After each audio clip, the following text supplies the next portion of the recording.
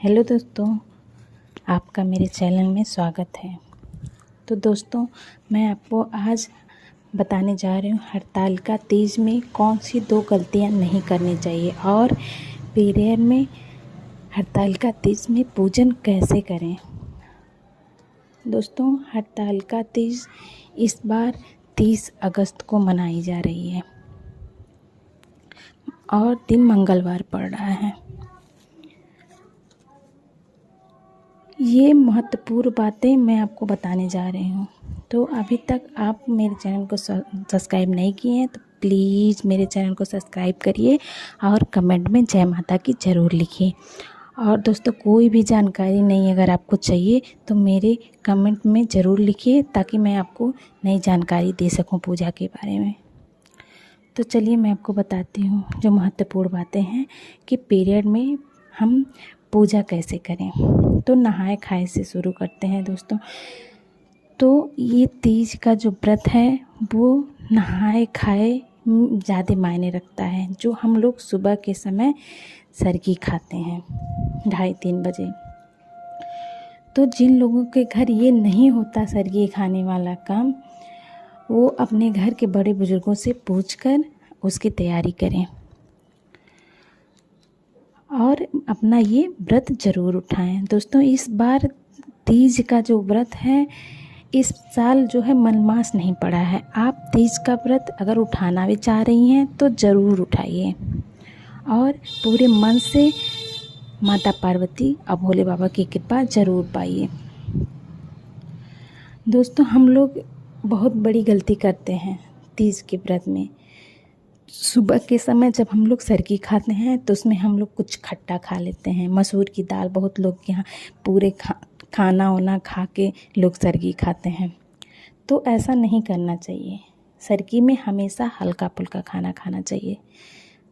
हल्का फुल्का लेने का मतलब मेरे ये है, कुछ मीठा खाइए, दही जैसे, या फिर जूस, या फिर कुछ मीठा खाइए। और ये जो है व्रत रहने से पहले ये ध्यान रखिए कि आप लहसुन प्याज का सेवन ना करिए। लहसुन प्याज खा के उसका मतलब सरगी लहसुन प्याज वाले बने हुए चीज़ से सरगी ना खाएं। और कुछ मीठा ज़रूर बना लीजिए आप सरगी में खाने के लिए, और उसको दान भी करने के लिए तीज के दिन जो हम दान करते हैं उसको भी कर लीजिए, उसको भी बना लीजिए, पका लीजिए उसको। अगर आप साफ़ सुथरी हैं तो उसको पका लीजिए, बना लीजिए घर पे अच्छा शुद्ध मीठा भोजन जो दान के भी काम में आए और हम सरगी में ले भी सकते हैं। जैसे हम लोग यहाँ गुजिया बनता है, तो गुजिया अगर आप लोग यहाँ बनता है तो आप लोग गुजिया ज़रूर बनाइए।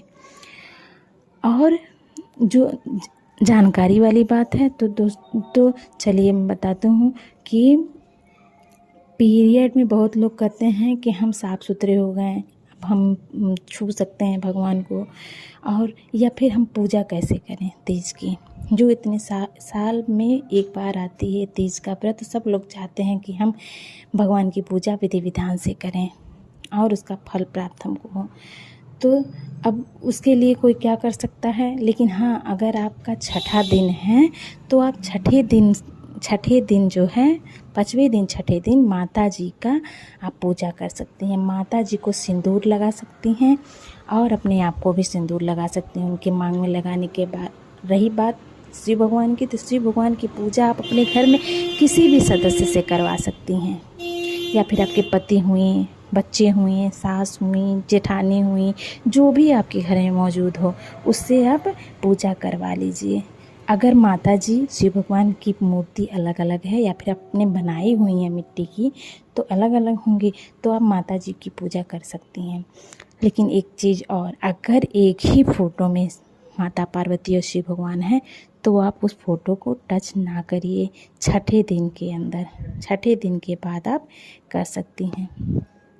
और आपका दूसरा क्वेश्चन है, शादी के बाद व्रत उठा सकते हैं इस साल? तो ज़रूर, आपकी शादी अगर इस साल हुई है तो आपका ये व्रत अगर पहला है तो तीज का व्रत आप ज़रूर उठा सकते हैं, क्योंकि इस बार मनमास नहीं लगा है। और अगर आप पीरियड में हैं, आप ये व्रत नहीं उठा सकती तो देखिए पीरियड में व्रत उठा सकती हैं। अगर आपको ये लगता है कि हम मेरा पीरियड है तो हम ये व्रत कैसे उठाएं, मेरा पहला बार भी है, तो आप ये व्रत मेरे कहने से तो ये व्रत उठा सकती हैं।